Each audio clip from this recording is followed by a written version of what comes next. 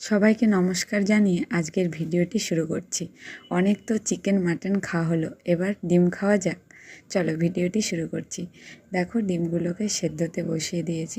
Tomato, পেঁয়াজ, রসুন আর আদা পেস্ট করে নিয়েছি। 3টে গোটা রসুন নিয়েছি আর কয়েকটা কাঁচা লঙ্কা নিয়েছি। চারমগজ আর কাজু কয়েকটা পেস্ট করে নিয়েছি। এবার দেখো ডিমগুলো সেদ্ধ হয়ে গেছে। ডিমগুলোর খোসা এখন ছাড়িয়ে নিচ্ছি। ডিমগুলোর খোসা ছাড়ানো হয়ে গেছে। লবণ আর হলুদ দিয়ে এগুলোর গায়ে হলুদ করিয়ে নিচ্ছি। যাই হোক, আমার একটা ছোট্ট ভুল হয়ে গিয়েছে, যেটা হলো ডিমগুলোকে হলুদ আর লবণ দিয়ে মাখানোর আগে হালকা করে ছুরি দিয়ে চিড়ে নিতে হবে। এতে কি হবে, লবণ আর হলুদটা আর মশলা যাই হোক সব ঠিকমতো ঢুকে যাবে ডিমের ভেতরে।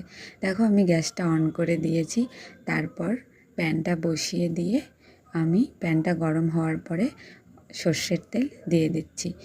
তেল ভালো করে গরম করে নিতে হবে। খুন্তির সাহায্যে একটু ছড়িয়ে দিচ্ছি। তেল গরম হয়ে গিয়েছে। এবার ডিমগুলো ভালো করে ভেজে নিতে হবে। ডিমগুলোকে সুন্দর লাল লাল করে ভেজে নিতে হবে। তোমরা বাড়িতে একবার অবশ্যই রেসিপিতে ট্রাই করো।